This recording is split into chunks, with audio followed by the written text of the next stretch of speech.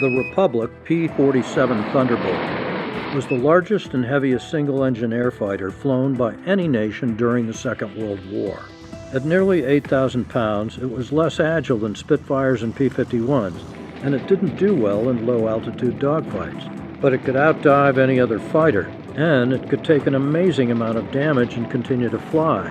And its 850 caliber machine guns gave it more lethal firepower than any other Allied fighter except the P-61 Black Widow. The P-47 could carry up to 1,000 pounds in bombs and could mount rockets under its wings for use against targets on the ground. It was powered by the largest radial engine available, the same 2,000 horsepower Pratt & Whitney that powered the F-4U Corsair and the F-6F Hellcat.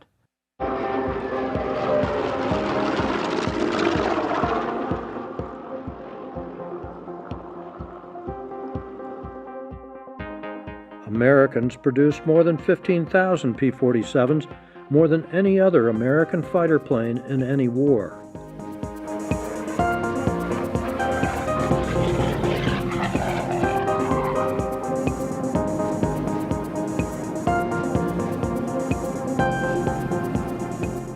P-47s first arrived in Europe in late 1943, and once the bugs were out, it became the primary fighter-bomber of the U.S. Army Air Forces. Its range was steadily increased until it could escort 8 Air Force bombers all the way to Germany and back, and it could hold its own against any German fighter. Cruising in sweeps at very high altitude, P-47 pilots would attack at steep, high-speed dives and then use its momentum to climb back to altitude. Between D-Day and the end of the war, P-47s destroyed more than 7,000 enemy aircraft, more than half of them in air-to-air combat.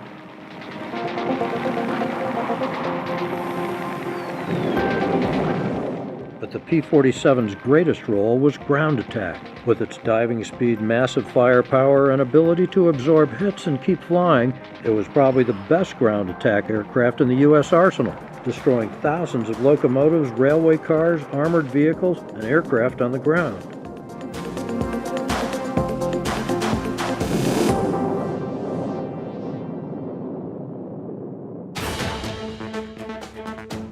In Europe, the P-47 earned fame from its success. In the Pacific, it isn't as well known. At first, pilots in the Pacific theater were not as enthusiastic about the big heavy airplane.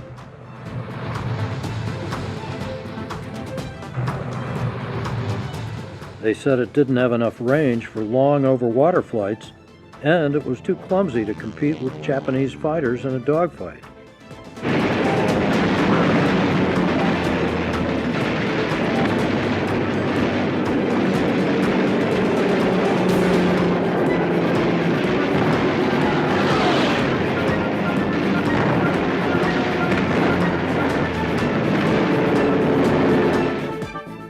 The first P-47s to reach the Pacific theater were the newly created 348 Fighter Group deployed to Australia and New Guinea. One of the pilots in that group was Bill Dunham, a 22-year-old from Tacoma, Washington. He named his P-47 Bonnie after his fiancée. Dunham would later command the 348 Fighter Group and would end the war as a high-scoring ace with 16 aerial victories. But Dunham's fame came not from his kills, but from an act of mercy.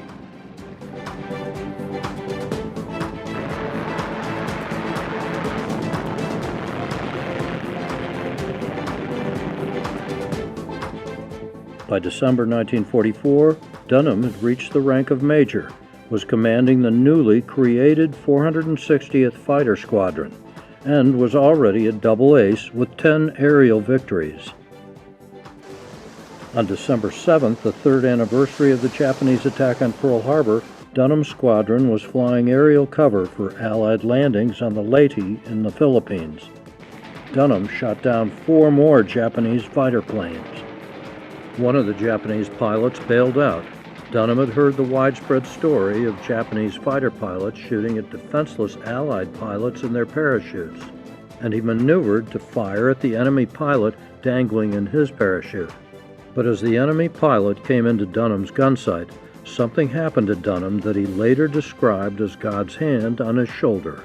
He did not fire, and the Japanese pilot floated down and landed in the sea. As a final act of chivalry, Dunham made a low pass and threw his Mae West life jacket to the floating enemy. Dunham would score 2 more aerial victories during the war, his last and 16th in a P-51 Mustang, which he named Mrs. Bonnie for his wife. After the war, Dunham commanded fighter units in the Army Air Corps, the U.S. Air Force, and the Strategic Air Command in the United States, Vietnam, and Europe. He retired in 1970 with the rank of Brigadier General and died in 1990 at the age of 70. In 2005, aviation artist David Hammond learned of Dunham's act of mercy toward a defeated enemy, and he immortalized the incident in a painting called Uncommon Chivalry that was unveiled in the presence of Dunham's widow, Bonnie.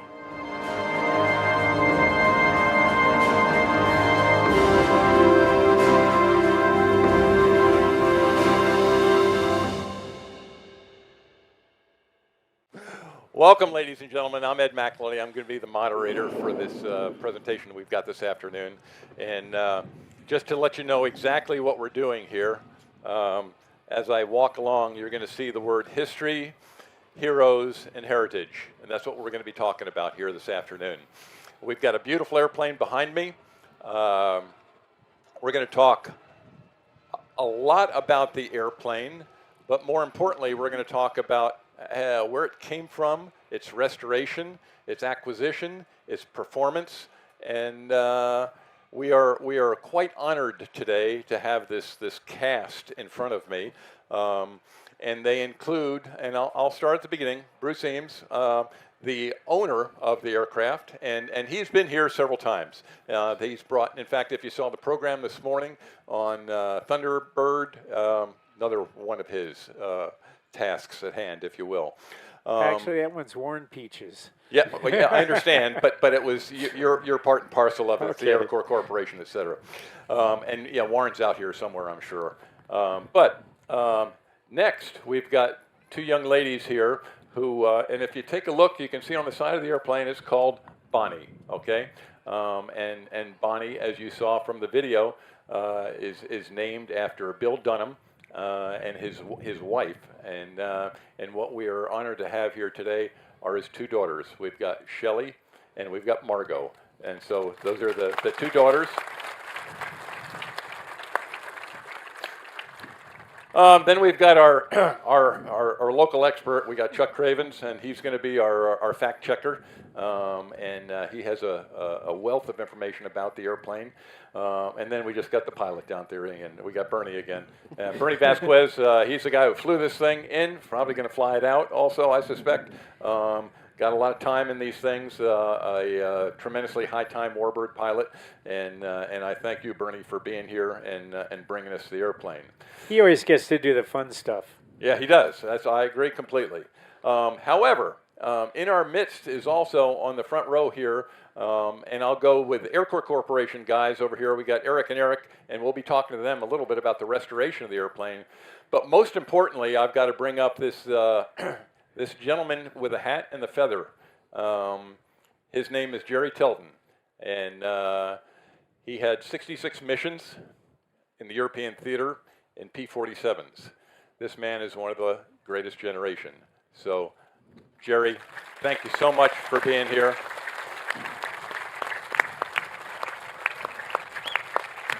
Take a look around. You got a standing ovation.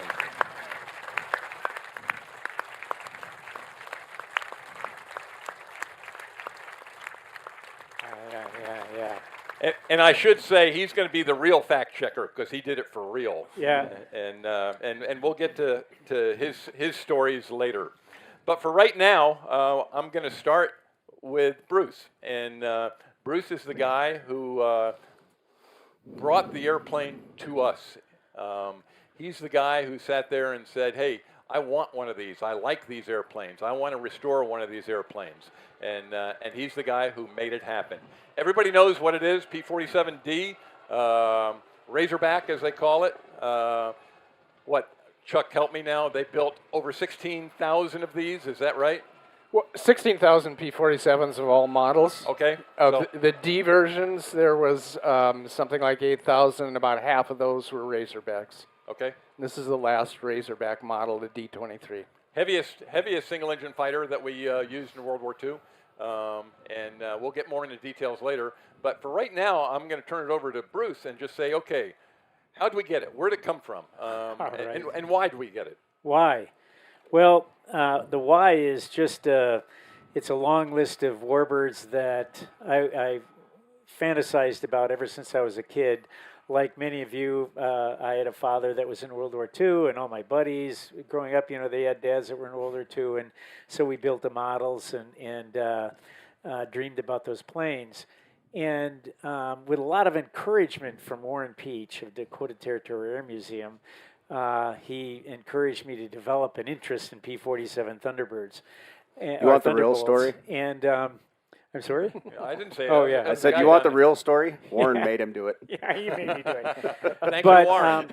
the thing that really attracted to me to it, besides very liking the plane, is that I like bringing the planes back. And I think that the P-47 was a plane that, in terms of my experience, was not really recognized as much as it should have been.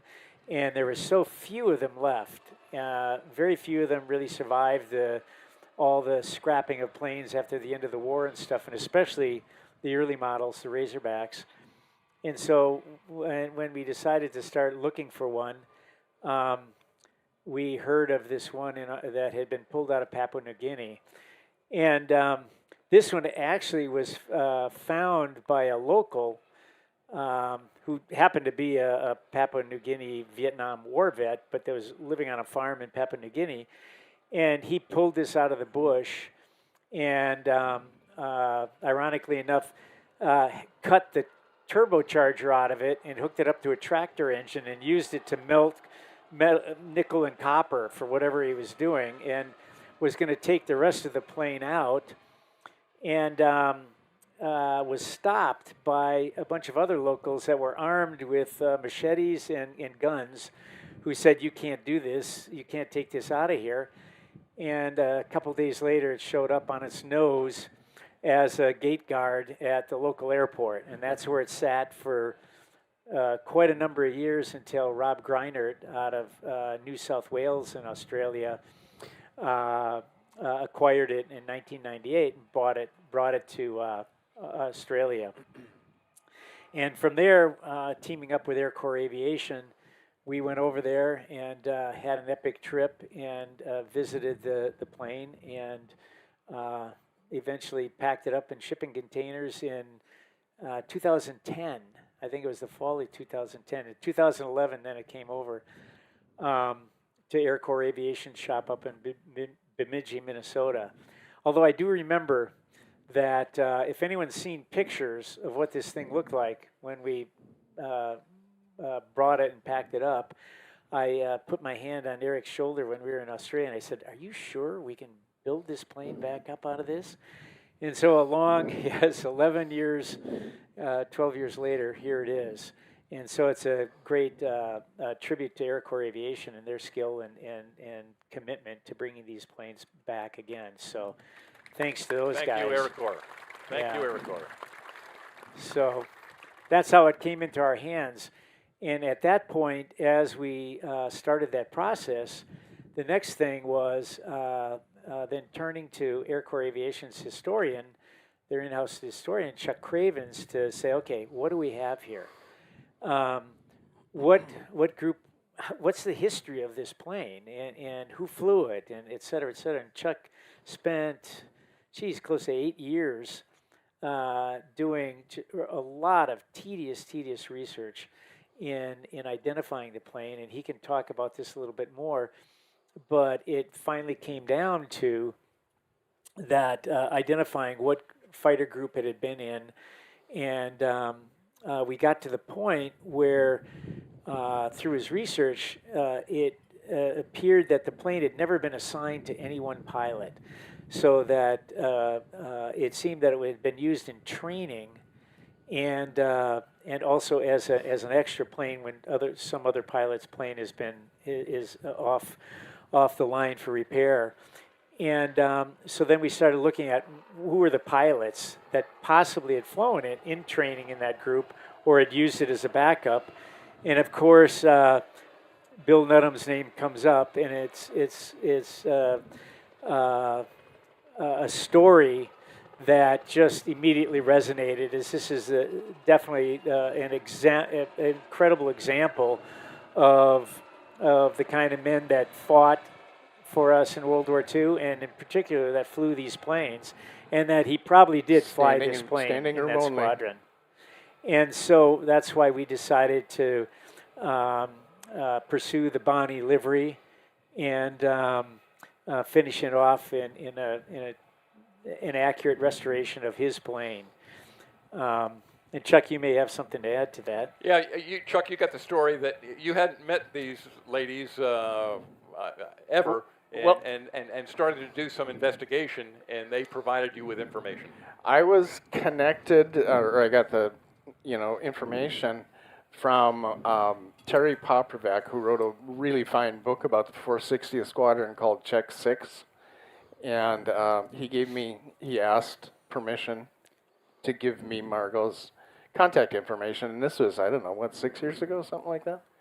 Anyway, she was generous enough to send some guy in Bemidji, Minnesota, she'd never heard of before, his class book. And it wasn't just his class book, it was when they trained in Massachusetts to fly P-47s.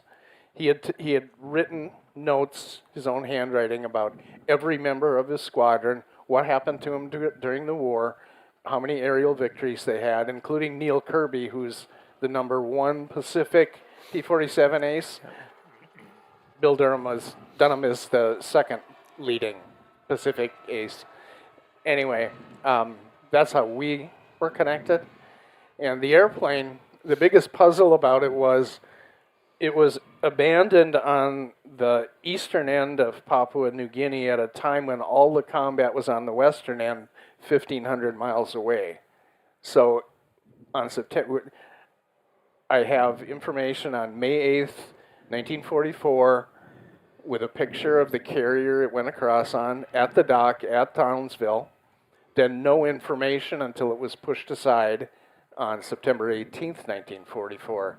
But the location was always a puzzle until we realized, it probably was 35th Fighter Group because of timing. They were the first group to have them, and they had them in late June of 44.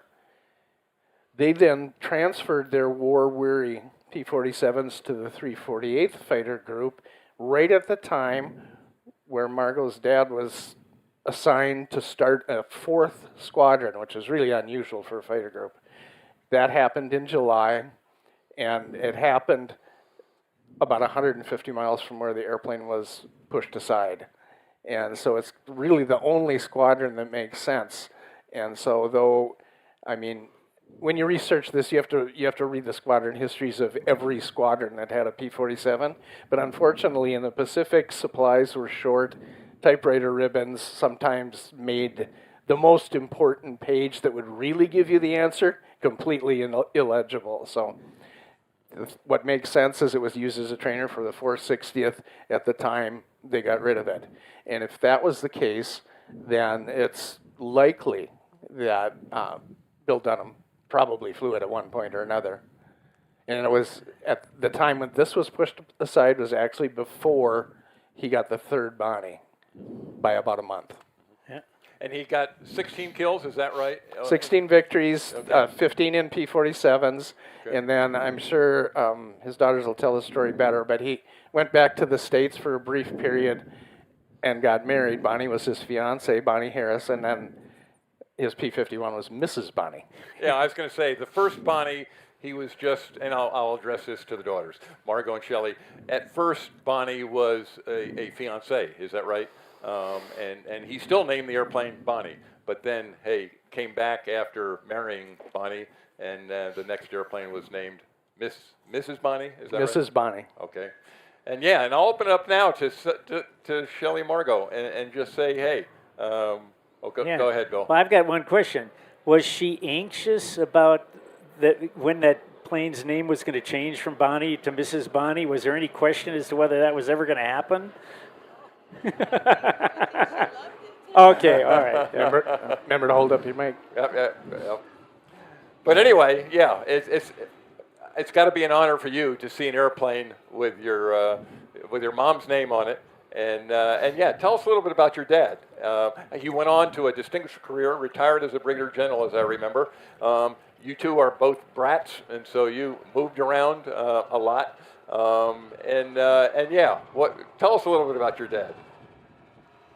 Well, first of all, thank you. I mean, this is amazing, just absolutely amazing.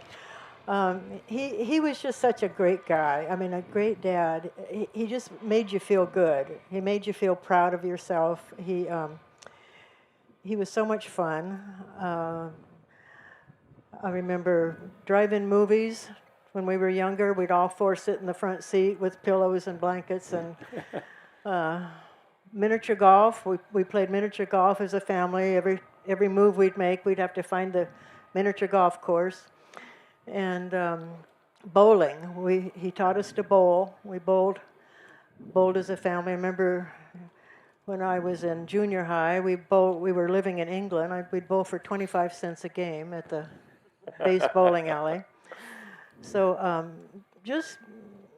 it's hard to, compress it all in just a few things about Dad, because he was really, really something. I'll tell you a few personal things. I mean, he and Mom were a great example of a married couple, and fun things that I remember are she decorated a pair of underwear, put little bows and ribbons and hearts on them, and would tuck them into his suitcase every time he went TDY. So he could always expect to find those in there. Yeah. And they sent the same Christmas card, not sent, but gave the same Christmas card back and forth to each other for I don't know, 40 years. And I still have that. And each year they'd write a little something. So there's a little history each year of where we were, what was happening. And just fun traditions like that were a good example for Shelley and I. Well, the one story about the one shoot down that he had, and Chuck can back me up on this one, but the fact that he shot down the airplane and watched the pilot bail out, and then I guess he flew over, watched him land in the water, and you can fill in the rest. It's kind of interesting. It happened to be December 7th, 1944, so it's 3 years since Pearl Harbor to the day. And he shot down 4 airplanes that day. Yeah. And he saw, as the introduction said, he saw the pilot go down. And he had witnessed his friend and commander, Neel Kearby, get shot down. And it was by that time, it had been a year before, it was believed that he was shot in his parachute too, or else hanging in the tree in his parachute. So he really had kind of motivation to shoot. And there was the Japanese had been documented to do that in some cases. But he stopped, and I think that's the important thing. And then he saw the guy floating in the ocean, far away from any Japanese help. And I don't know what motivated him exactly, but he made a low pass, which wasn't a real safe thing to do in a combat zone with enemy aircraft around, and tossed out his Mae West. And that's kind of the end of the story. We don't know really what happened afterwards, but that gives you an indication of what kind of guy he was, though. Exactly. I mean, a guy of integrity, of caring, and it's wartime, but yeah.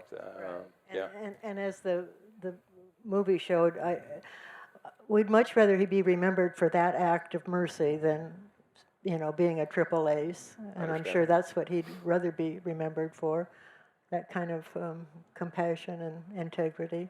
Did he ever talk about that experience with you? Yeah. Yeah.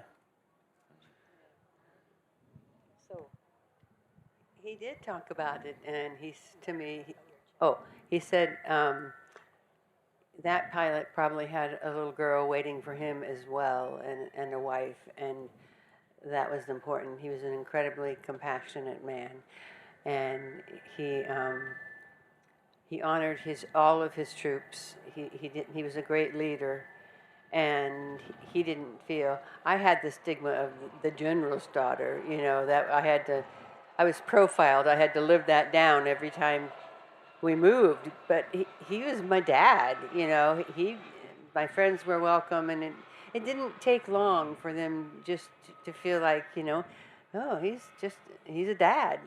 And he loved to fly. He just loved to fly. And I always begged him, oh, couldn't you just put me in the cockpit? I'm real small. They won't know I'm there.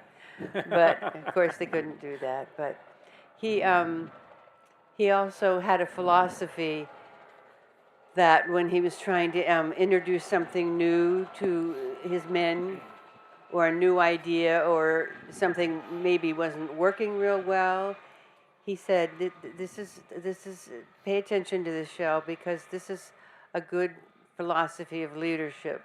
First, you suggest, you ask for their buy-in to maybe change something. And if it's not accepted and realized, then you try it again. And sometimes do it a third time.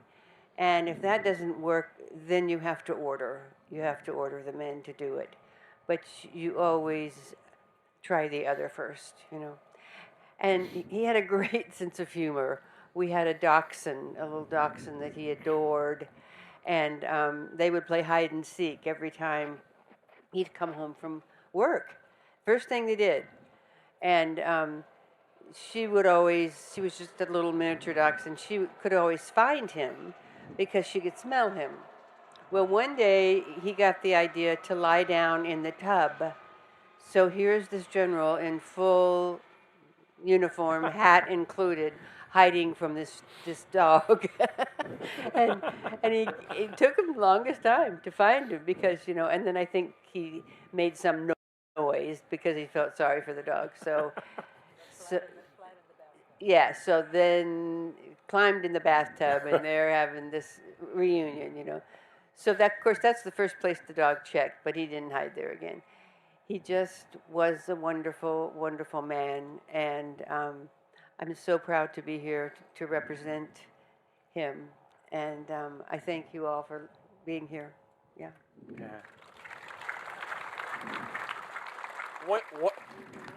One other indicator was, you said there was one award that he cherished more than anything else. And I can understand that, and I'll tell my story after you tell your story. But. Yeah, he, when he was getting ready to come back, we were going to come back to the States from England. Something that was really honoring him was a going away party that the NCOs, all the NCOs in England got together and threw for him, which wasn't protocol. And that meant so much to him. And they gave him an honorary Chief Warrant Officer award. And he said, this is one of my most special honors that I ever received. So he was a colonel then. A colonel being awarded an honorary warrant officer Chief. was... Yep. Yeah, I understand very well. When I retired, I was obviously a flyer for a long time, and then ended up in maintenance. Got to know all the crew chiefs, all the maintainers very well, and worked my way up. And something I cherish more than anything else right now is the chief plaque that they gave me. They gave me a chief bust, is what it is. And Chief Master Sergeant. It's the E9. It's the highest rank in the enlisted corps, and it's a beautiful bust of a Indian chief with a very nice plaque on the bottom of it, and I know exactly where he's coming from. So that gives you an indication of who this guy was also. So thanks so much for being here, I'll say that right now, and allowing us, guys like this, to honor your dad. Absolutely. I think it's Absolutely. it's spectacular. Yeah. Thank you. How to grow delicious tomatoes. Step 1. Feed them while watering with Miracle Grow Liquid Feed. That's it. Miracle-Gro. All you need to know to grow.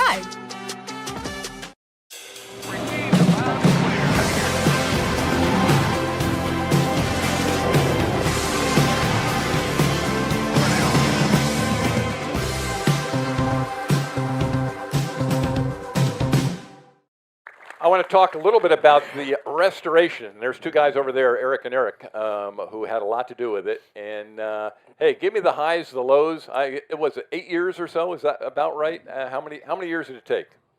Well, like Bruce said, we had the airplane at our shop for several years. We worked hard on it since we finished the restoration of Lope's Hope, a P-51C model we restored. After that point, we worked hard on the P-47, and it's a huge, massive project. It's not a P-51. We can tell you that much. Lots of parts. There's over 40,000 parts in the P-47. That doesn't include the engine, the propeller, any of the instruments, and things like that. And we have an amazing team at Air Corps. Lots of parts, of course, were fabricated for the restoration, but many parts were reused from the original airplane.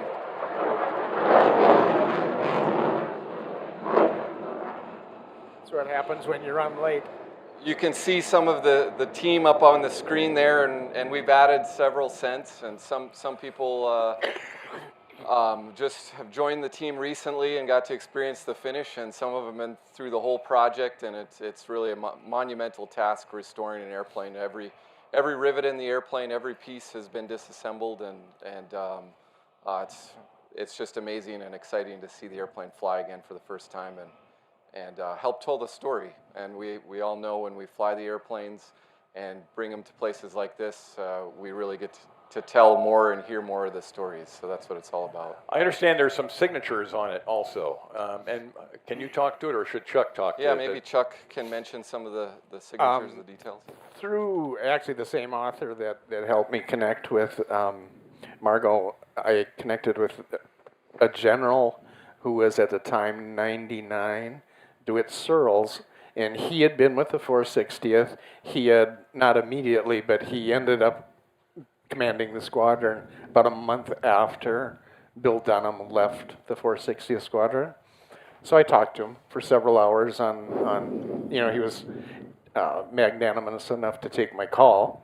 And I said, I think Eric suggested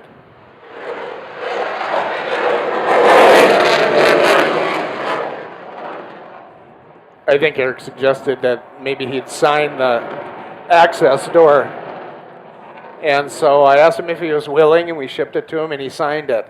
Then we contacted another P-47 pilot that was still with us from Minnesota, and he signed it too. And then Huey Lang signed a different access panel, and there is a pilot step that comes from a P-47 that was shot down in Italy, and we helped Hans Waronka find. It was his uncle, right? And they excavated that airplane, and that pilot handle is part of this one. So there's 4 people that it honors, kind of besides Bill Dunham. Wow. Hans is here today, isn't he? Huh? Yes, Hans is here someplace. Yeah. There he is. You can ask Wonderful. you can ask Hans questions at the end of the show. Yeah. Okay. All right. All right. Let's talk about the airplane performance, and we've got an expert over there and an expert over here, and I'll just Bernie just goes like that. I'll talk to you first, Bernie. What do you think about? You went through engine testing with it. You did your first flights with it. Good, bad, ugly. Any big problems? Fly as expected. Good performance, etc. It was way more perfect than we would have ever expected. I've flown other P-47s, and I told this story a few times. Propeller, engine, this airplane's original. It's got a 50 spline propeller with the right nose case. A lot of the other airplanes have been modified. So they take a late model nose case, because you can't find some of the 50 spline propeller parts. There's none out there. Eric and his team sourced the Curtiss Electric. But the guys want to run HEM standards for whatever reason. So they take a late model engine and bolt it on an early model engine. A couple things are different. The propeller's was not designed, that blade wasn't designed for the airplane. It might not be the right length. But the big thing is it doesn't turn as fast. Later airplanes, you turn the propeller slower, turn the engine RPM up, you get more brake horsepower, but it's slower to accelerate. So during the test flight, first flight, we briefed it all up. I'm going to get on the runway, hold 30 inches. Warren was behind me in a Mustang. Him and Ben came down. I said, tell me when to release the brakes. I'll run the power up to 45, and it's going to go down the runway, and it'll lumber off the ground at about 100, 110, and I'll put the gear up, which is really slow. They're really big cylinders, so it's a lot of hydraulic fluid moving, and a Mustang goes, we're all used to seeing whack, and it's done. This thing, it takes some time, and the whole time you're trying to accelerate, that's a lot of drag. So I briefed this whole thing up, and I totally lied. Because everything I said, none of it happened. I ran it to 30 inches. So these two things happened. I ran it to 30 inches. He said go. I went to 45, and it went, and I got the gear coming up, and I started a turn, and I told him we're going to be 500 feet, a quarter mile from the airport. We're going to drag this thing back around, and it's going to take 2 circles to get to 3,000 feet. I turned around and looked for him. I'm like, hey, are you going to catch me and look at this thing and make sure it's not leaking? And he said, I had METO power on that thing. I couldn't catch you. And it just, up it went. So having all the original stuff helps. Yeah. It really does. How about landing? You've landed a variety of these warbirds. Easy, hard, compared to, say, T6, P-51. In between, is it pretty docile? Yes, it's a docile airplane. It's got a really wide gear, but the biggest thing is it's heavy, and you're landing really fast compared to what you are in a Mustang or a T6. And the heavier they get, the faster you have to land them. But it's just physics. So getting used to that, but handling characteristics on the ground are really, really nice. And maybe somebody can correct me, but I think this is the only Air Corps airplane to have a locking tail wheel. Is that, to my knowledge? I don't think any other of the Air Force-ish airplanes had locking tail wheels. So you lock it, and it's stuck going straight. It's real wide. It's long. So it's really stable on the ground. Good. I'm interested in talking to our other pilot now, too. How about, what's your impression, Jerry, of flying that airplane? Was it easy? Was it hard? Did you really enjoy it? You had, 60-some missions in combat with the thing. I'm sure you had a lot more training, et cetera, et cetera. But what do you think of flying the airplane? When you just graduated from flying school and they check you out at a P-40 in order to let you know how fast an airplane can really go, and then they put you in a P-47, it's a different world. But first, I think I might want to tell you how I got into the Air Force. I was 15 years old. I was living on Long Island, and a new newspaper came out, and they decided that in order to let the newspaper, which is Newsday, be successful, they assigned certain sections of the county to people to get subscriptions. So in a little area where I was located, I got the most subscriptions, and the winner was a prize. And the prize was a flight from Mitchell Field, Long Island, over New York City. Well, here we are. I'm flying over New York City, and I made a decision. From now on, I am going to be a pilot. All right. Right. Now I'll go on. I'm 18 years old, and I decided I'd join the Air Force because World War I is now in its first year. And I went down to the Naval Air Force Recruiting Agency because I could think of nothing more exciting than trying to land a plane on a boat that is bobbling up and down in the ocean. Well, I went to the Navy recruiter, gave him all of my information, and after about 15 minutes of discussion, he said, "I'm sorry, but we can't take you." I was heartbroken. So I went across the street to the Army Air Force. At that time, it wasn't the Air Force, it was the Army Service, whatever it was. Army Air Corps, that's right. Army Air Corps, right. And I went down and they interviewed me, and after the interview, the guy said, "Okay, now go on to the medical supply doctor and let him examine you." So I went into his office. He examined me and he said, "I'm terribly sorry, but we can't take you." I was so disappointed. I said, "Why?" He said, "When you were a kid, evidently you had your ears pierced several times and you could never take high altitude flying." Just at that time, a telephone rang and he had to leave the office. So I stood up and I looked on his desk and I saw the sheet of paper that had to be passed on to the next doctor. I took a pen and scribbled something where his name was supposed to be. I took it to the next doctor, and that's how I got into the Air Force.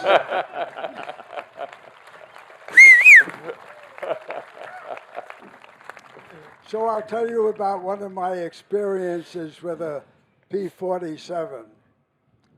We were stationed in Pocatello, Idaho, and Pocatello, Idaho is rimmed by lava beds.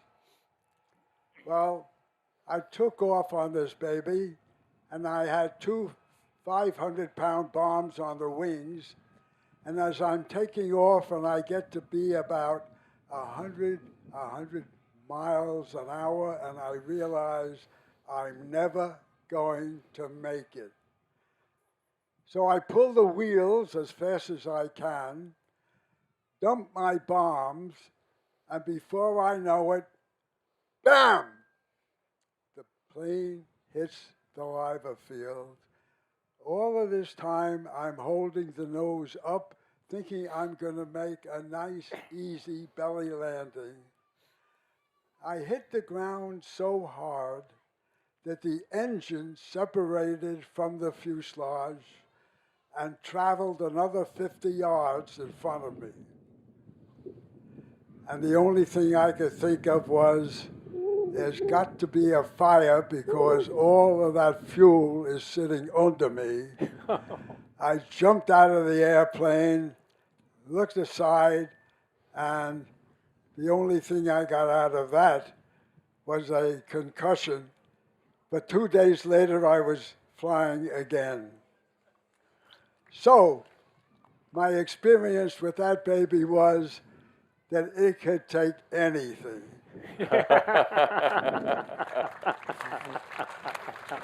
Then there was you want to hear a couple of war stories? One war story. We'll give you one war story, then we're going to do a walk around with Bernie. Okay, one more war story.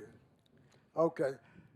Put your hands on a knee, fold your thumb under your palm, and make believe that those are the 4 50 caliber machine guns that are sitting in the wing. Okay, we're out flying, we're doing a strafing job, and we're coming off at about 130 miles an hour, and for some reason I look left, and there is a whole line of tracer bullets coming up to me. And tracer bullets, of course, are those things where you can see every bullet that's fired, and it's fired from a machine gun on the ground. This tracer line comes up and it starts approaching my number 450 caliber machine gun casing, and about 4 inches away from the wing edge, it stops. You ever hear the story of the whole 9 yards? Well, when a machine gun armament is set up, the band is 9 yards longer, and those 9 yards are filled with whatever ammunition is used. 2 inches before hitting the leading edge of my plane, it ran out of 9 yards of firing, and that's one of the reasons that I'm here. Now, there were other things that happened to me, and one of the reasons was my crew chief, after I told him the story about this escapade, he named my plane Mr. Lucky. Believe it or not, I never saw a German airplane. The only thing we did was strafing and bombing. And in all the time I was in service flying these things, the plane never got hit with anything. So when they call me Mr. Lucky, all of my life, I'm known as Mr. Lucky.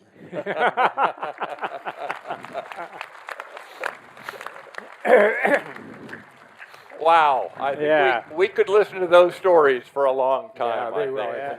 But I'm going to ask Bernie to do just a feeling? quick walk around here and talk a little bit about the airplane, the hardware, so to speak. So Bernie, you got it. Well, we've already talked about the propeller. One of the cool things about this particular propeller is it's hollow. So they're steel hollow blades. That's an external cuff. The intake houses a whole bunch of stuff. You've got air going all the way back to the turbocharger, around the turbocharger to cool it, through an intercooler that cools the air after the turbocharger compresses it, comes back up, goes into the engine, which is a Pratt & Whitney 2800. It has a blower in it as well. So it's got 2 blowers. Some of the Pratt & Whitney engines had a shifting capability, so you turn the blower slower down low.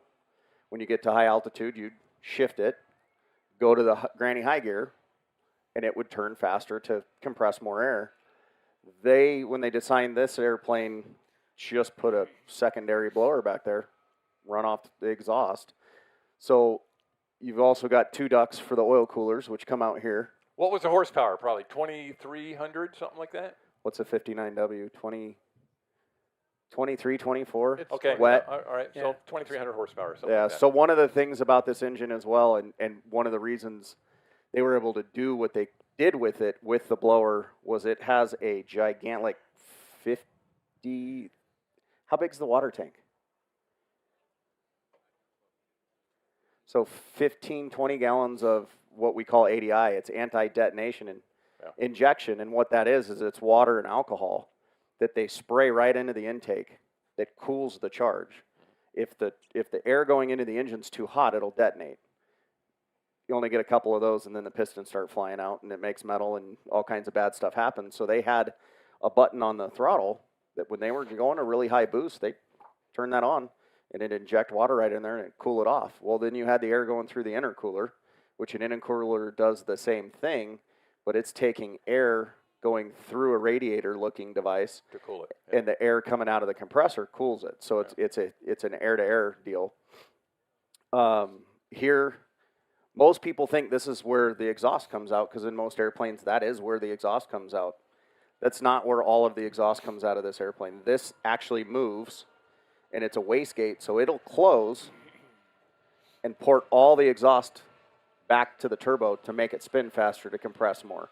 So when you're at high altitude, you take that boost lever, and it actually closes this off. But there's always exhaust going back there, so that turbo's always turning. And it's, well, one of the cool things about a P-47 is it's got 2 RPM gauges. One's in thousands, so when it's pointing to 10, it's 10,000 RPM. The other one's in hundreds, so the other one's engine speed. The other one is, that's in thousands, is it's actually got a deal on there to give you the RPM, and you can overspeed it. You can you have to set it, and that's basically, you got another little lever over here, a mini throttle. So that was what was very unique about their design philosophy on that. The struts on this thing are pretty cool. They're 2 chambers. So as it sits here, there's 300 pounds of air on this side.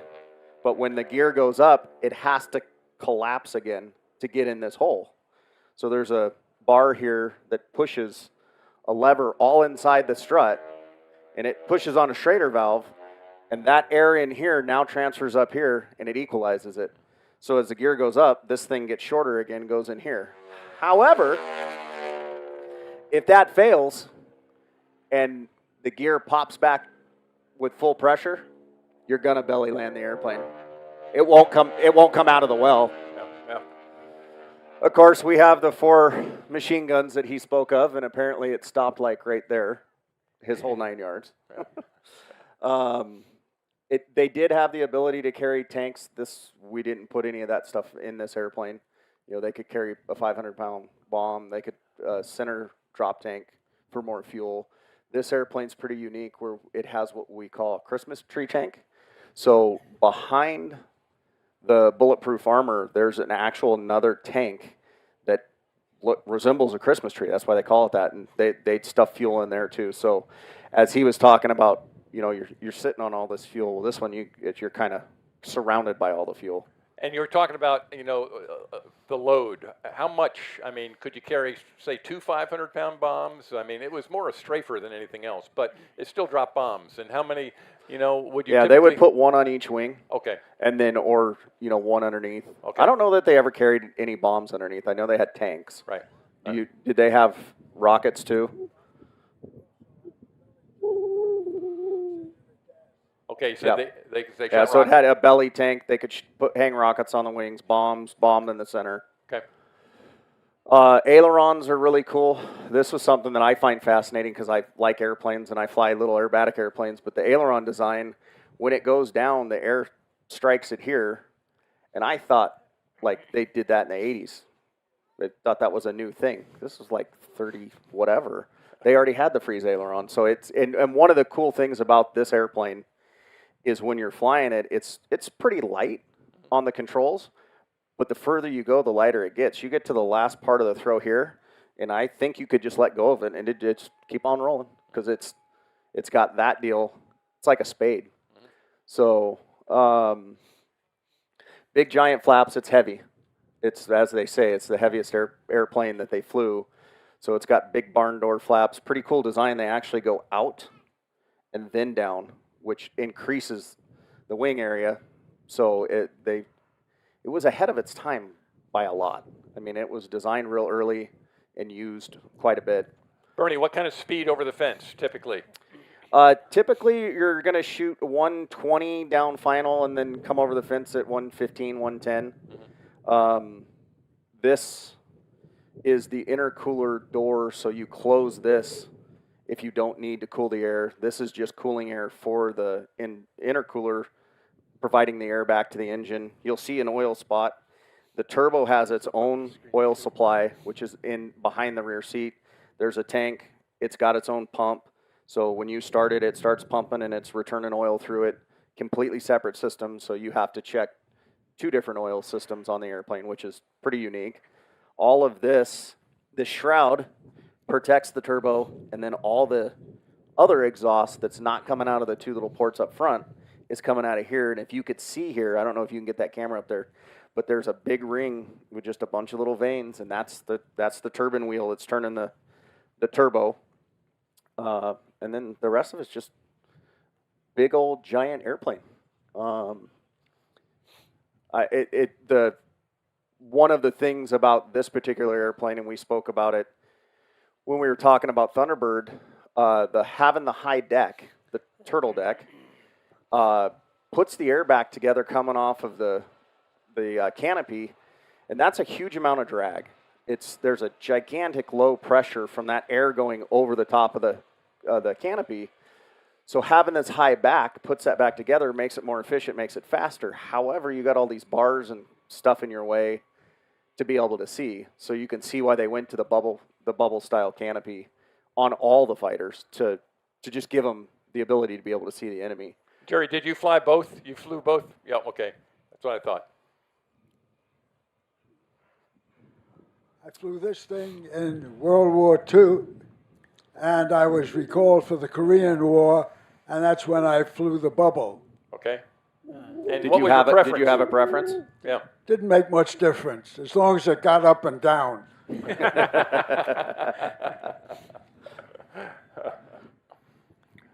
All right. Thank you for that. And I will now say questions. And I'll open the questions up for everybody here. So we've got, if you got owner questions, you got airplane performance questions, you got World War II questions, you got anything you want. And we've got some microphones out there, and I see all kinds of hands going up. So, Bruce, you got one right there. Go ahead. How come there's so many more P-51s than these aircraft now? I bet Bruce could answer that question. Well, that's a really good question, and I don't think I have a perfect answer to it, but I think that it just wasn't seen as valuable a plane as the Mustang, and so it got trashed along with a lot of the other ones. I mean, you remember seeing the pictures of P-40s just stacked up like cordwood with the engines off up on their noses and stuff, but. Connie Boland shared a wonderful story with us this morning about from a gentleman that had been present right after the war when they were destroying the planes in the European theater, and that they were particularly destroying them with dynamite. And this guy said they'd put a stick of dynamite in each plane and just blow it up, and. But with the, as a testament to the sturdiness of these beasts, they would put 5 sticks of dynamite in. And whereas the ones that they'd put 1 stick in, they'd just blow up. The guy said with the jug, they put 5 sticks of dynamite and it would just go. So, you hear all the stories about how tough and sturdy these things were, coming back, just shot all to heck, or even the one with the guy that lost a wing and still brought it in. I thought that was actually the best testament I'd ever heard as to how built these were. Anyway, but I don't have a good story for it. Maybe you, Chuck, being the historian, would know why there's so few of these left. They're expensive to operate, and Mustangs were taken over by a lot of foreign air forces and maintained and flew for a long time. And there's a type certificate for a Mustang that's a little easier to register than a P-47. Well, and I think a lot of it had to do with the fame of the Mustang. It finished the war. Everybody puts the war on its shoulders, and it was what every little kid at the time saw flying over. It was my generation's F-16. It was a single seat fighter. It was pointing in the front, pointing in the back. And I think they were still active even after the war ended, so there's just a bunch of them there. Yeah. These things probably all ended up in the scrapper by the time they were surplus and stuff. Yeah, I would agree. All right, next. Go ahead. Does anybody know what happened to the Japanese pilot who got thrown in the Mae West? We don't. No. Sorry. That would make a great story. All right, we got a question over here on the right. I would love to know I got where. A question on the. Oh, wait a minute. I got a question on the Razorback model itself. Republic made the Razorback, and also it was licensed built by Curtiss, the P-47G. Right. How many of the Republic built are still in existence? And is there any fundamental difference between the D model Razorback and the Curtiss built G model? I bet Chuck knows the answer to this that. Is the only flying. And you have to be kind of specific because people always argue, oh, there's 2 other Razorbacks. There's 2 Razorbacks that are beautiful airplanes flying in California that were made by Curtiss and they're G models. And Curtiss kind of got behind the ball, and by the time they were producing, Republic had moved up a couple more marks and had more performance and so forth. So the G models never left the United States, and that's why those two exist. This is the only Republic-built D model Razorback flying in the world. Okay, answers that question. Next, there we go, upper left. I have a question for Jerry. Jerry, where were you fighting in Europe? And where did you fly out of?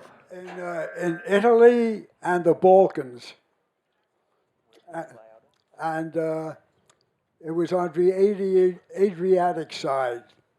But it may be of interest to all of you that after the war, we all expected they were going to be sent home. But we weren't. We were sent to Linz, Austria, which was a now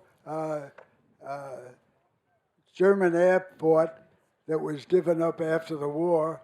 And the reason we went to Linz, Austria was that the people in government in the United States was sure that our fighter group was going to be the only area that would repel the Russians when the third war starts. And that's the history of the group. Wow. Interesting. Wow. All right, another question. There we go. What are you burning for fuel in this one now? 100 low lead. Do you have to derate the engine for that?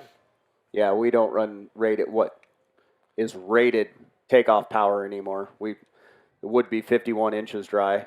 We use 45. What were they using during the war? What was the octane? 115, 145. Okay. Okay. All right, another question. Thank you for the family. Thanks for representing all the World War II veteran survivors. But I think it would be illustrative in this group, since it's we the people, how many survivors we have, like the two daughters here, whose fathers, not just the grandfathers, we could do that next, but fathers flew these in World War II. Yeah, Yeah.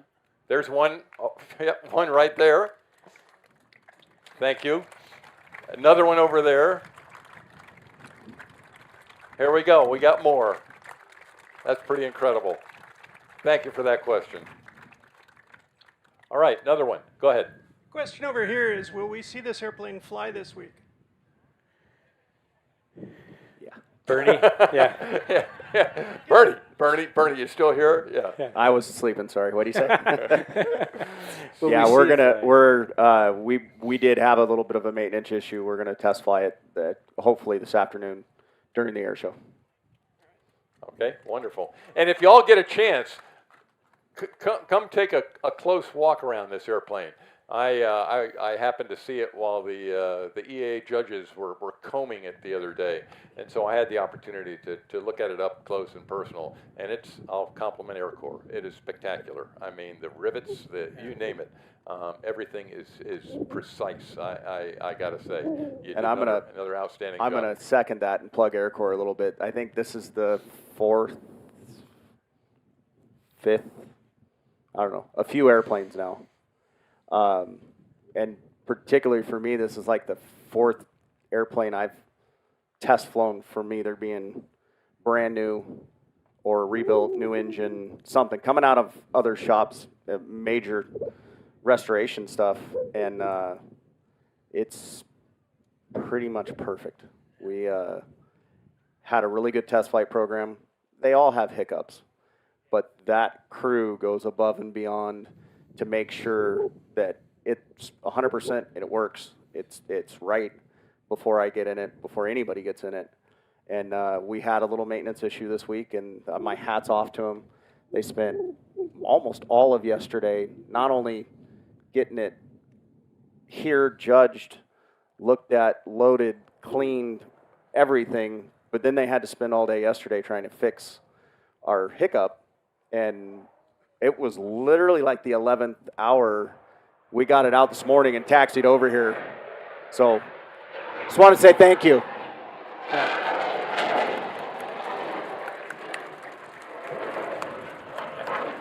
And I'll just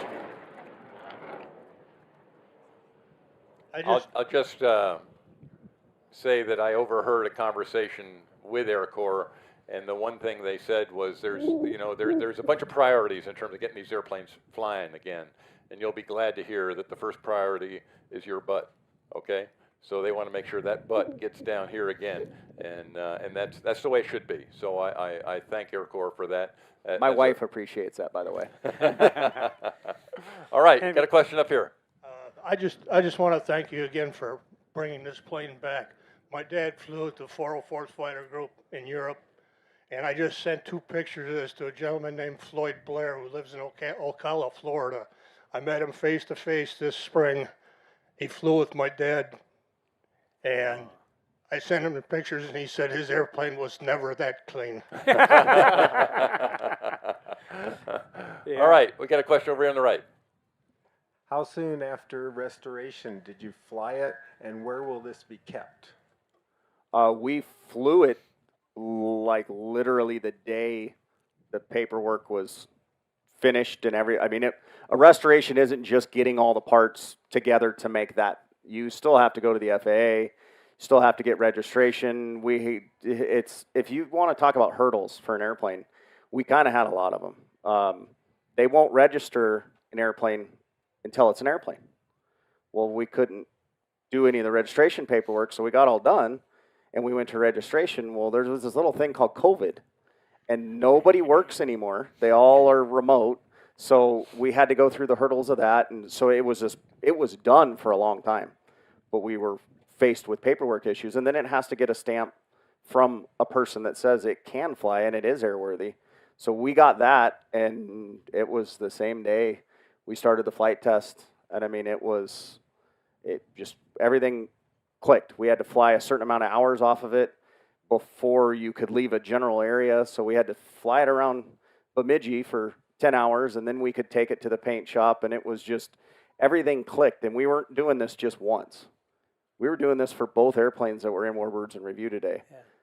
This cool aluminum big giant beast and that shiny blue silver bullet over there.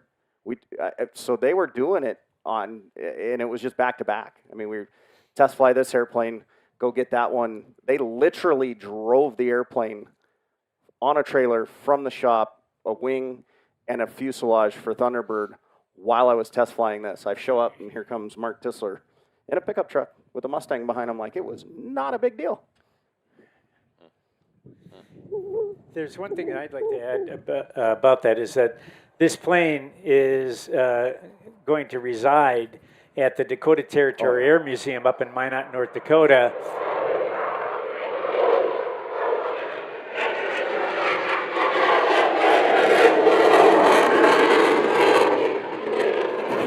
And I just want to say that the Dakota Territory Air Museum is really, in the last number of years, has really stepped forward in a big way in hosting all of our planes and having an incredible collection of vintage airplanes. And under the direction of Warren Pietsch and his crew, it's a real, even though it's up in Minot, it's well worth the visit. It's an incredible place, and they have done a phenomenal job in hosting all of these warbirds.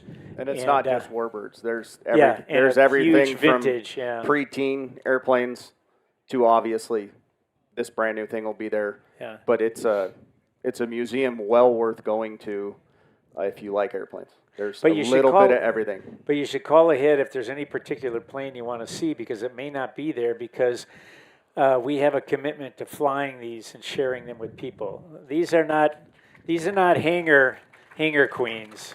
Yeah. This thing is Thankfully, gonna Bruce fly. allows us to keep them going. Yeah. And they build the airplanes with the intent on them flying. Yeah. They're not just going to get pushed out and run and then pushed back inside. Yeah. All right, we got a little guy. We got the big guy. I saw the little guy first. I was just wondering if you could comment upon the elliptical wing, what it did for. The elliptical wing. It's pretty. Well, Spitfire had one too, right? Yeah. I mean, It's prettier. Yeah. It is. But yeah, I can't speak to that. Yeah, I'm sure somebody out here could explain the physics behind it. I just go like this. It could be square, it could be round. Yeah, sorry. No good answer. Now we got the little guy over there. Go ahead. How long ago did you finish this project? 2 months. About a month and a half ago, Yeah. it flew for the first time. Okay, outstanding. And we're glad you did finish it, and glad that you were here. All right. Yeah, these poor guys are going to need a vacation. Yeah. Go ahead. One more. Good afternoon. I don't have a question so much as a comment. I had the opportunity to pick up Jerry, and he jumped into the Jeep as though he was a young, spry man, and we had the opportunity to get him in the aircraft, and he's not 99. I swear he's 20. He got up in that cockpit without missing a beat. You didn't leave the keys in the airplane, did you? Yeah, I'm worried that, he'd probably crank that thing up. Yeah. Well, all right, any more? Oh, one more up the top.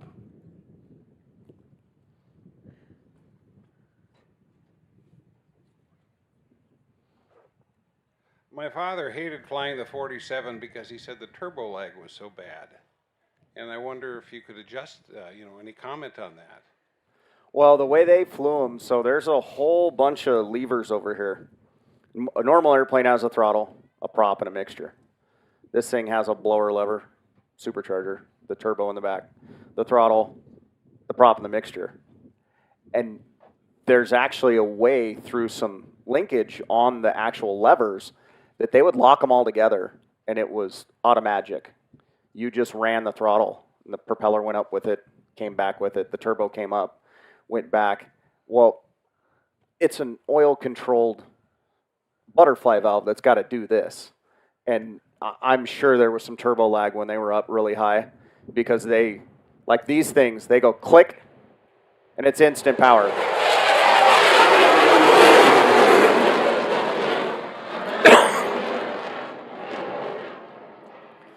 Those things, they go click and the burner turns on and they have instant acceleration, but you had to build up power in this, so.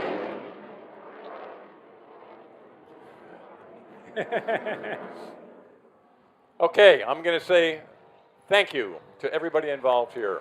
Bruce, I say thank you. Thank you. Margot, Shelley, Chuck, Bernie, the two Erics, and most importantly, and I'd like to finish, first of all, veterans. I want to see how many veterans we got in the crowd today. I do this on every performance. Please stand up if you're a veteran.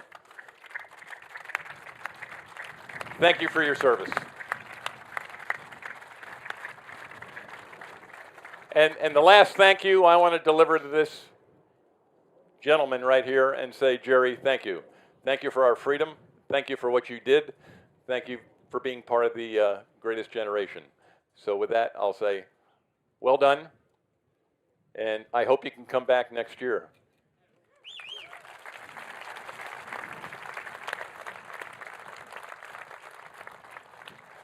Are they able to come down for questions? Yeah, if you want to come down for questions or whatever, come on down.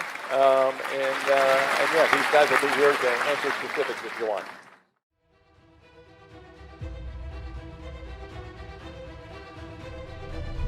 During the onset of spring 1945, the aviators of the U.S. Army Air Force in Europe were recovering from the largest engagement in American military annals, commonly known as the Battle of the Bulge. The toll they had paid, both in terms of personnel and equipment, had been staggering. Each day, fresh pilots and newly delivered aircraft arrived to replenish the dwindling ranks. P-47 Thunderbolt fighter squadrons were actively stationed at former German Luftwaffe air bases, situated just a few miles from the front lines. Their revised objective was to offer aerial assistance for the Army's onward push into Germany. Ranked among the swiftest and most potent fighter aircraft globally, the Thunderbolts achieved velocities of nearly 600 miles an hour during steep descents.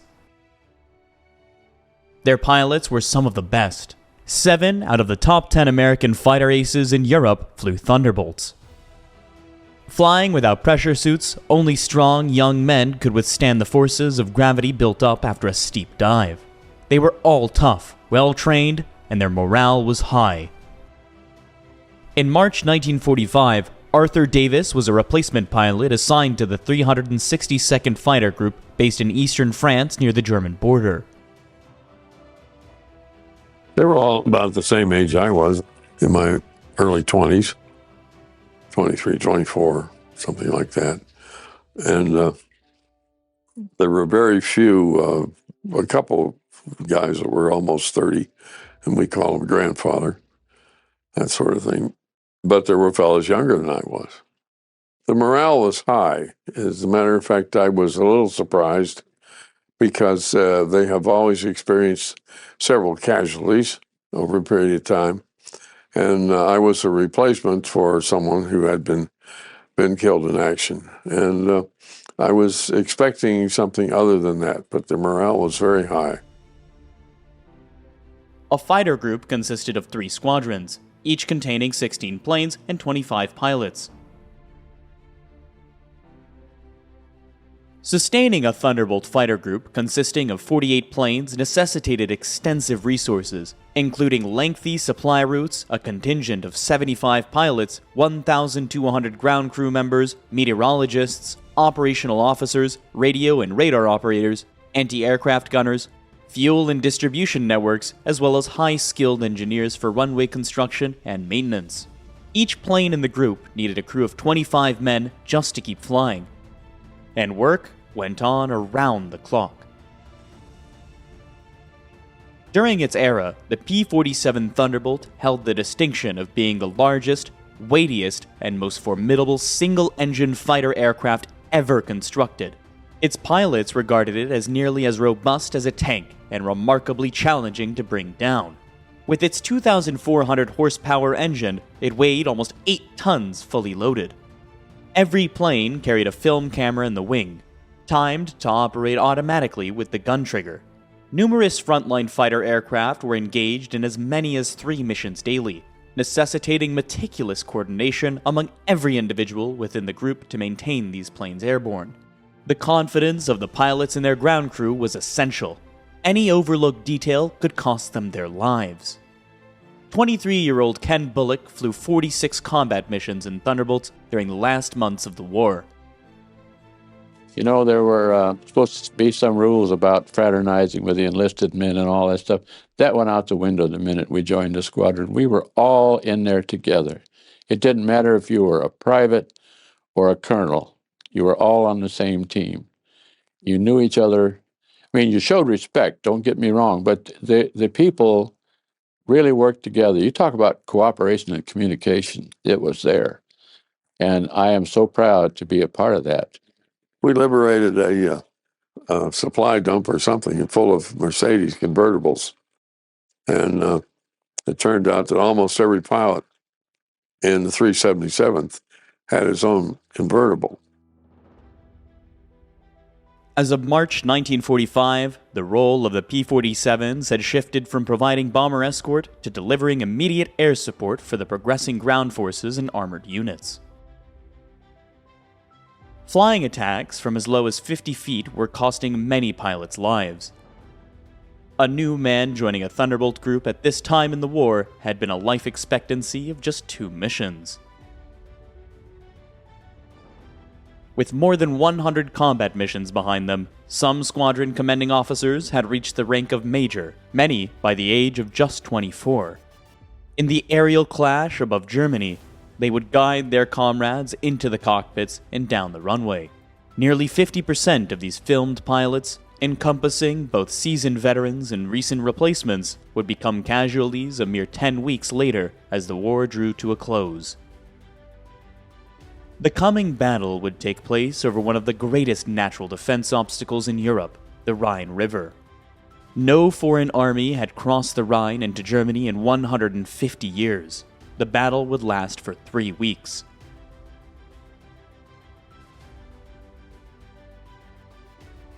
All Thunderbolts were now flying 3 combat missions a day. 22-year-old Lieutenant Paul Odell was a veteran of 45 combat missions, many of them over the Rhine.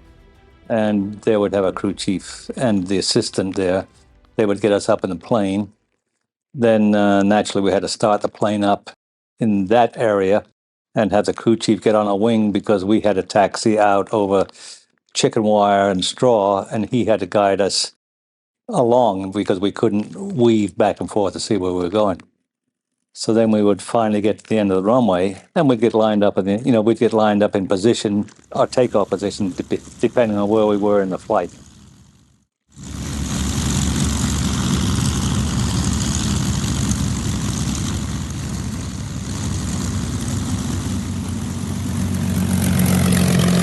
Well, when you're on the flight line, ready to take off, I mean, some things go through your mind.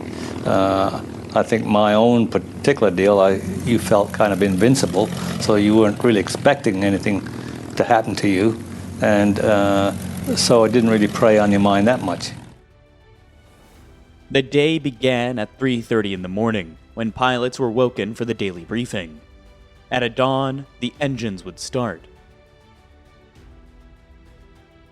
And besides the throttle, you had the supercharger had to be opened up with it because they give you an extra horsepower to get the thing off the ground, especially if it was loaded, heavily loaded with bombs. Main thought was to keep the plane straight going down the runway and get in the air and go do your job and come back. You didn't think about being killed. Takeoff is a marvelous feeling because you have full control of an over 2,000 horsepower engine. And when you put that throttle to the firewall, we call it, it's all the way forward, you've got all the power you need to take off. And it thrusts you back in your seat hard against the track pad in the back. And you know that you're going to go up and fly. The conquest of the Reich was about to begin.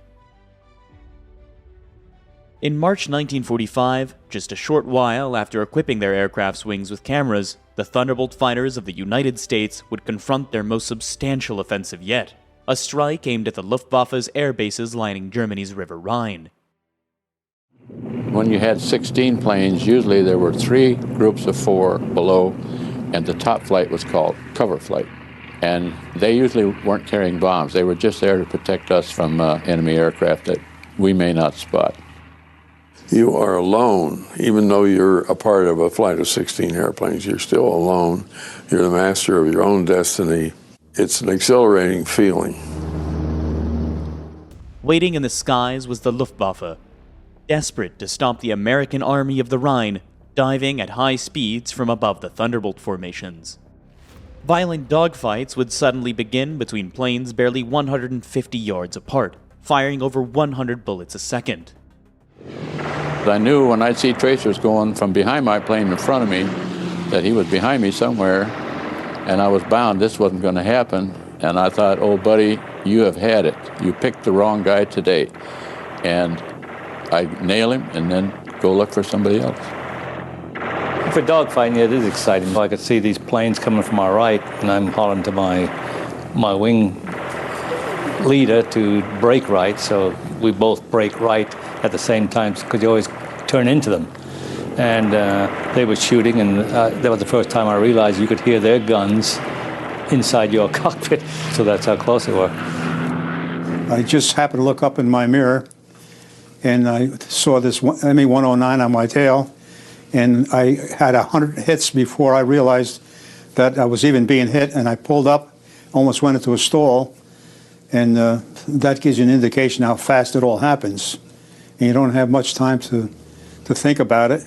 You're doing it really to save your life and get out of the gunfire. Meanwhile, concealed within a shroud of smoke, General George Patton was propelling his 3rd U.S. Army towards the Rhine, undertaking a bold endeavor to secure a foothold on the eastern bank of the river. The Rhine had been Germany's natural defense line since Roman times. Patton was about to attempt what Caesar had accomplished 2,000 years earlier, but no general since Napoleon. A separate U.S. Army, the 9th, had arrived at the Rhine 3 weeks earlier. Nevertheless, all its attempts to establish a lasting bridgehead across the river had been foiled by resolute Nazi resistance.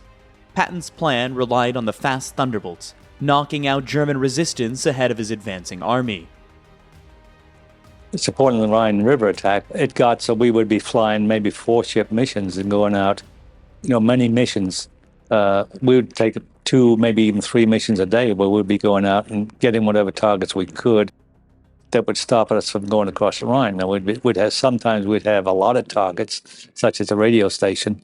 Other times we would be going to the front line support controllers and attacking targets for them.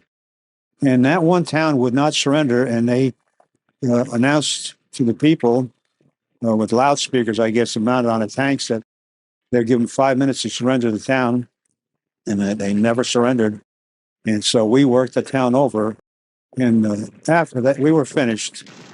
You can imagine maybe 50 or 60 airplanes with 50 caliber rockets. That town was level. I don't think there was a mouse left. Without air cover and with no place to hide, the German tanks proved vulnerable to airstrikes. In a span of 110 days, over 500 of them were obliterated through aerial assaults by ground-attacking fighter bombers. These aircraft surged forward at speeds surpassing 300 miles an hour and skimmed as close as 50 feet above the terrain. Even individual German soldiers found themselves abruptly subjected to thunderous onslaughts from these aircraft. Patton's gamble completely surprised the Germans as well as Eisenhower. Silently and without discharging a single artillery round, Patton's Third Army clandestinely traversed the Rhine at Oppenheim, located to the south of Frankfurt. They successfully reached the eastern bank under the cloak of darkness, precisely at 10:30 p.m. on the evening of March 22nd. The nocturnal operation had cost only 28 American casualties. The following day, Patton's tanks, troops, and supplies streamed across the once invincible defense line. His fast-moving army spread out, encircling more than 200,000 German soldiers and taking them prisoner. Patton then ordered the captured soldiers to march through the city's main square as a symbol of defeat to the German civilians who were forced to watch. The German radar-controlled anti-aircraft flak was taking its toll on the American Air Force. Dozens of Thunderbolts were hit, wounding the pilots and damaging the planes.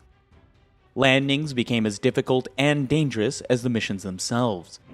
So you would simply come down with your flight below the tower, and they would shoot a gun with a green light or red light, and you would peel off one after the other, and you would literally go into a chandelle, which is like going upside down, drop your wheels while you're upside down, and do a tight turn and come in. And usually you try to do it under 1 minute. Now, there was a reason for that. If each pilot did it in 1 minute, you can determine that you have 50 planes. They would be landing in 50 minutes if that worked out correctly. Fire and ambulance crews on runway alert waited for the planes to return. Amidst a scarcity of fuel in most aircraft and others unable to deploy their landing gear due to flak-induced damage, a considerable number of pilots were compelled to execute crash landings.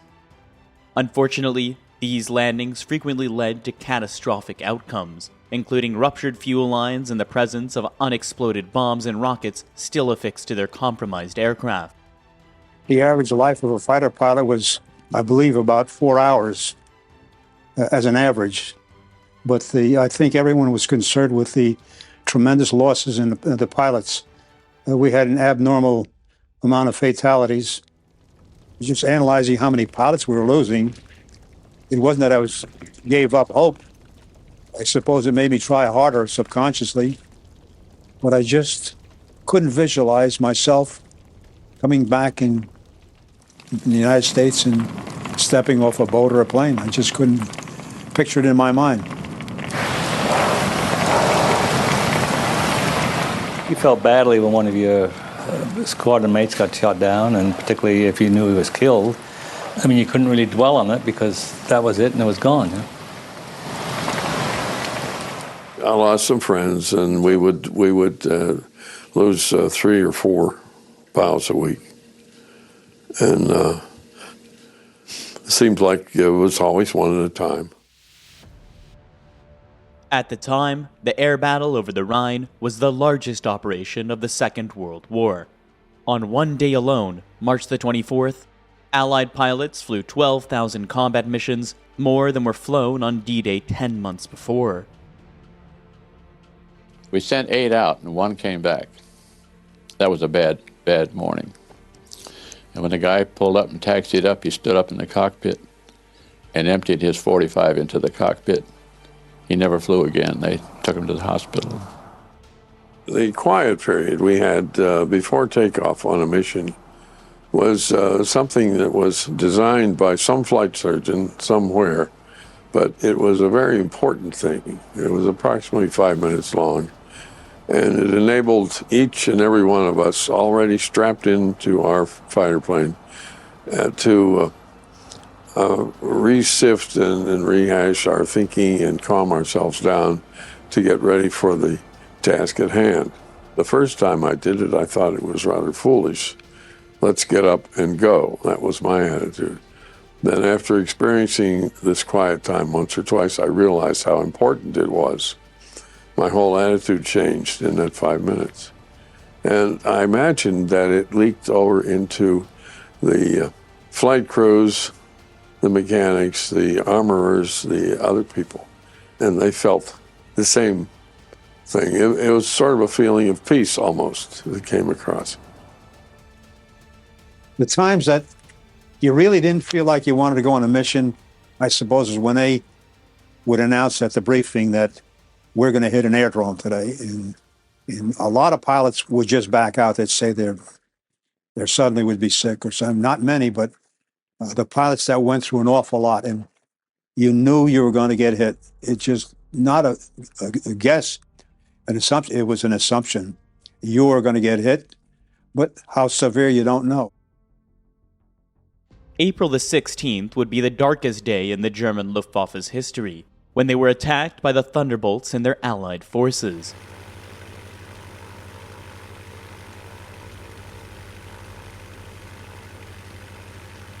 The Thunderbolt squadrons of the 362nd Fighter Group targeted the Luftwaffe with devastating results. 24 German aerodromes were attacked with guns and rockets fired from altitudes of just 20 feet above the ground. Their air raids destroyed 270 planes on the ground and another 29 in the air, along with numerous hangars, flak gun emplacements, and fuel tanks. After more than 3 years of war, which had cost thousands of fighter pilots their lives, the P-47 pilots of the 362nd would show no mercy. On April the 16th, the combined British and US Air Forces mounted one of the largest attacks on the Luftwaffe. 6,000 Allied airplanes targeted 40 aerodromes inside Germany. 2,000 fighter planes would take part in the attack. Their mission was to destroy the Luftwaffe once and for all. But German air bases were heavily defended by radar-controlled anti-aircraft flak guns. Many pilots and their planes would not return from this mission. Those that did carried with them the record taken by the mounted cameras. I had been conditioned to hate the German army, the German military. And this was brought about by some schooling in the service, I'm quite sure. Most of it was subliminal type of thing, but I wanted to kill. It gave you a sense of gratitude when we hit an airdrome, in one sense, because it was payback time.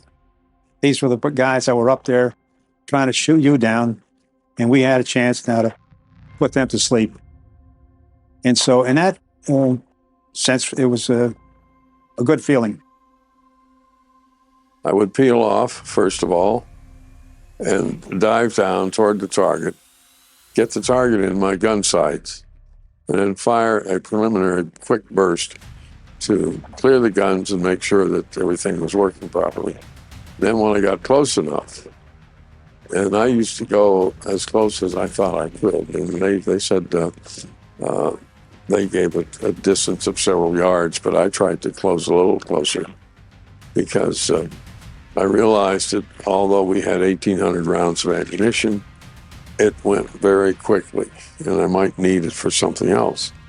So when I got as close as I dared, then I would pull hard on the trigger and give it all it had for about 2 or 3 seconds. That's all that's needed.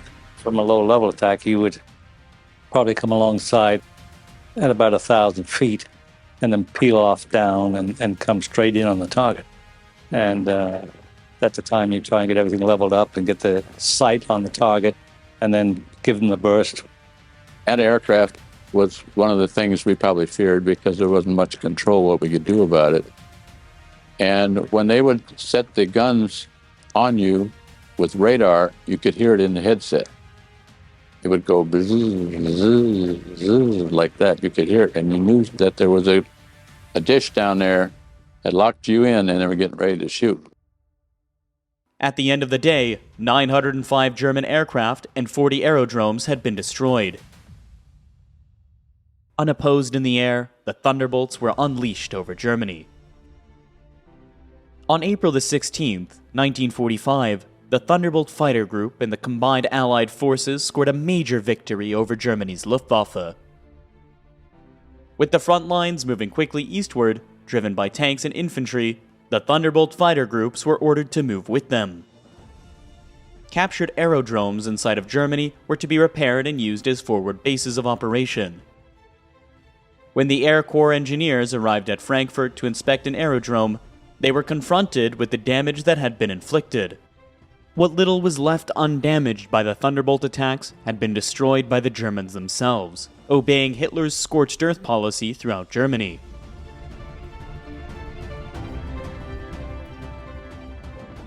The Fuhrer had vowed that if Allies did overrun the fatherland, they would inherit a wasteland. Luftwaffe planes were found destroyed by the dozens, crushed on the ground. Hangars, barracks, and supply quarters were still burning from recent air raids.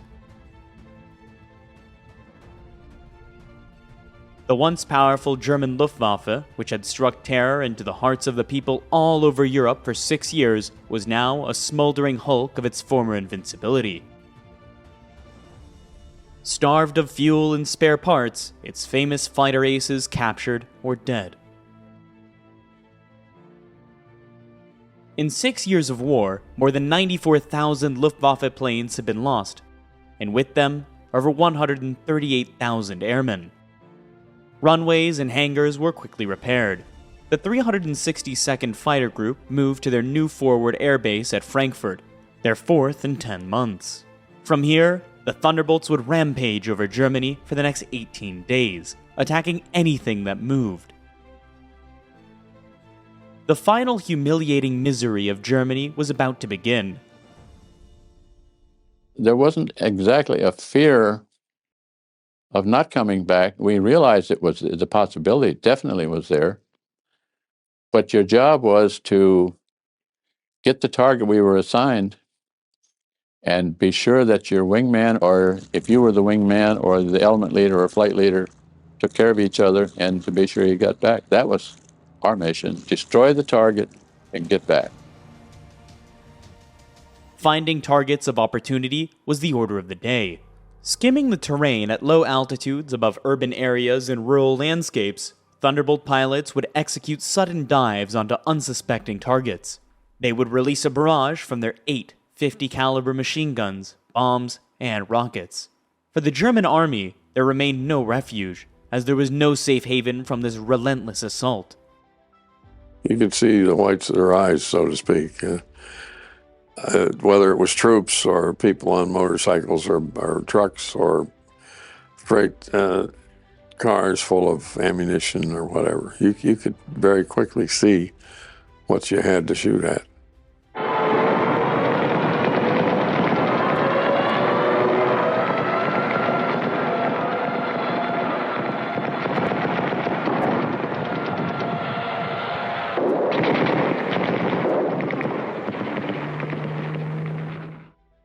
So anytime we saw a train, first guy down got to shoot the engine, the locomotive.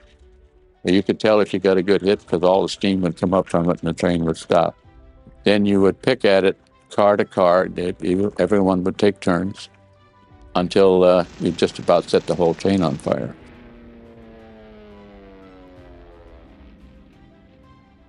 Many of those targets were horse-drawn vehicles being tethered by women. Those wagons were full of ammunition. And you start up your pattern, and it was a repeat pattern. You'd keep making pass after pass, regroup, start passing again, and you'd end up with 20, 30 horse-drawn vehicles splattered all over the road, and you'd watch the horses go flying 20 feet in the air when those 50 caliber bullets hit.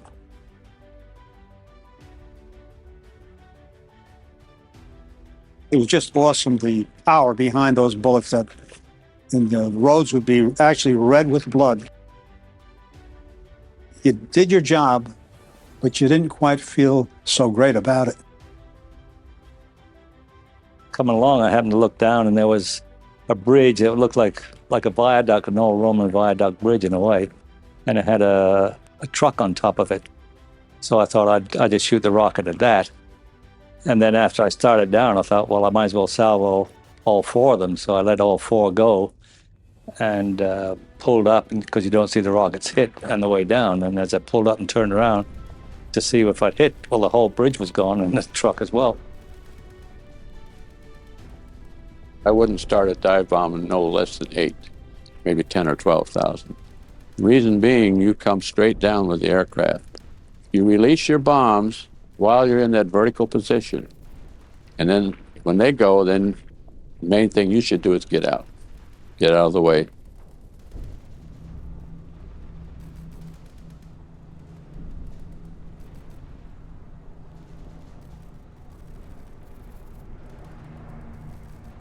The tanks were very tough. The Tiger tanks they had were really good, and they all carried, or most of them carried, a fuel tank behind them in a trailer. So what we would do is not worry about the tank. We'd hit the trailer and set it on fire. And if it came loose or whatever, then we would shoot the bullets right underneath the tank, and they'd bounce up from the ground or whatever row they were on or whatever up into inside the tank, because they weren't armor plated underneath, but they were on top and on the sides. So we still found a way to get in. We used napalm several times, and it was very effective. One of the places where we could use napalm to full efficiency was dropping a load of napalm on top of a Panzer tank. If the hatch was open, of course, you can imagine what would happen. If the hatch was closed, the napalm would spread all over and immediately catch fire, and it would be like having meat in an oven. They would be roasted inside.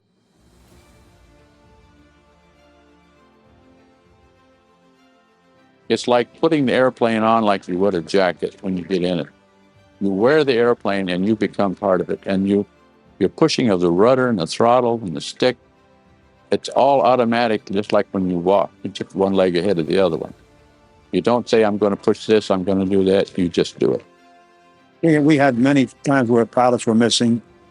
That would be the time that you would dread the most, when you'd get back into echelon for landing and there'd be one plane or two planes missing. It just stayed with you for quite a while. I never thought I'd return back home alive as a pilot. It just never occurred to me that I would. In fact, I had premonition that I would never come back. They just didn't think I'd make it.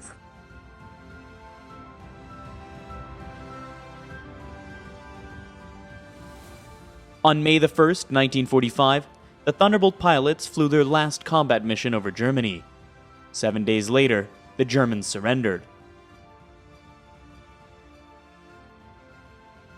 VE Day was a big relief, and then you knew that you had a really good chance to get home.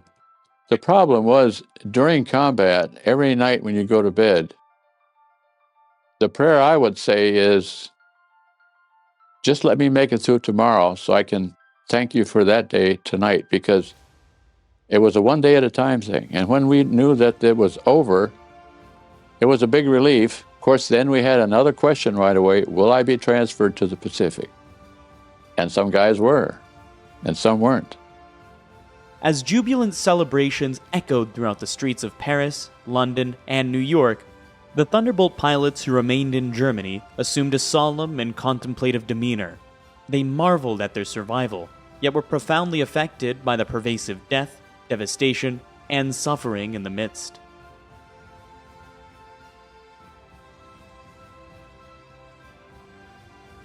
Hundreds of thousands of German war orphans were living on the streets as beggars, while millions of liberated refugees and concentration camp prisoners from all over Europe awaited transportation back to their homeland. Throughout the continent, German soldiers were made to walk back their defeated country. German prisoners started to march through. There were hundreds and hundreds of German prisoners, and you could look the way their shoulders were sagging, their heads hunched over. They were a beaten army, and they just had no strength. Their morale was down to zero, and it was not a pretty sight to see. And there were so many amputees with either an arm missing or leg, heads bandaged.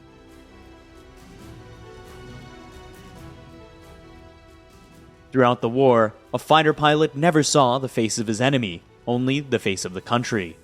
The end of the war finally brought them properly face to face, to see for the first time the people they had fought and the damage they had inflicted.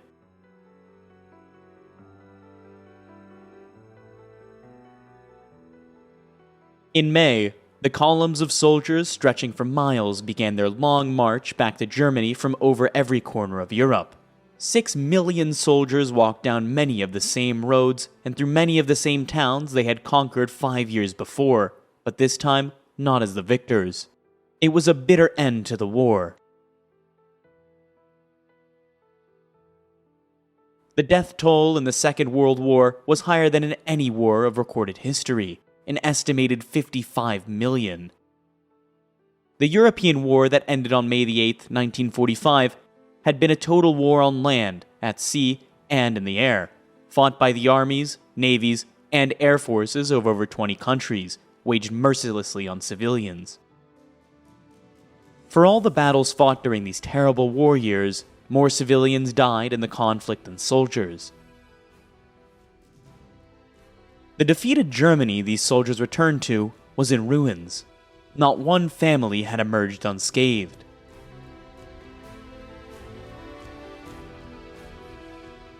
But victory in the air had come at a terrible price.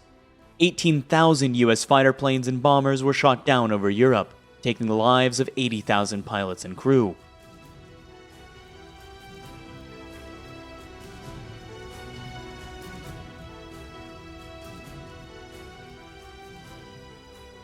During 5 years of air raids on Germany, Allied aircraft dropped almost 3 million tons of bombs, killing 600,000 German civilians.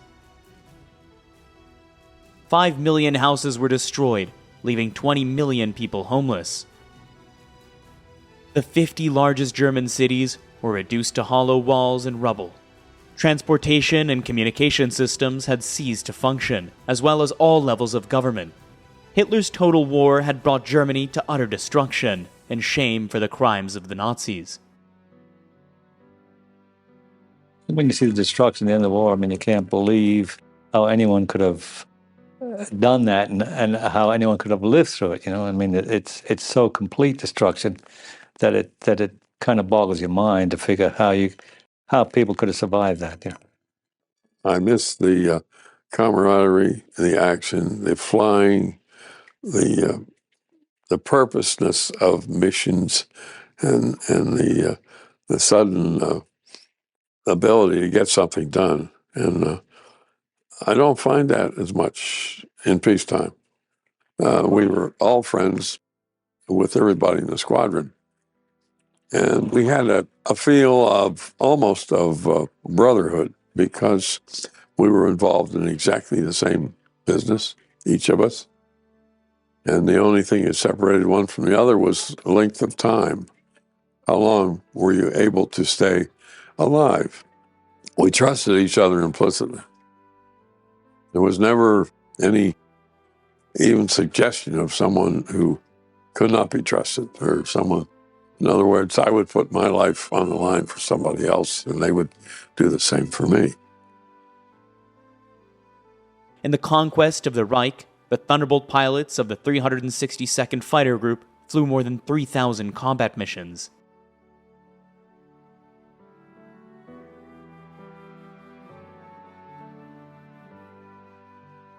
For their bravery, the group was awarded a Presidential Unit Citation.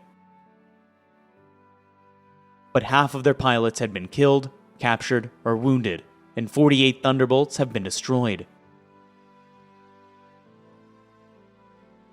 The remaining planes were scrapped in the following months.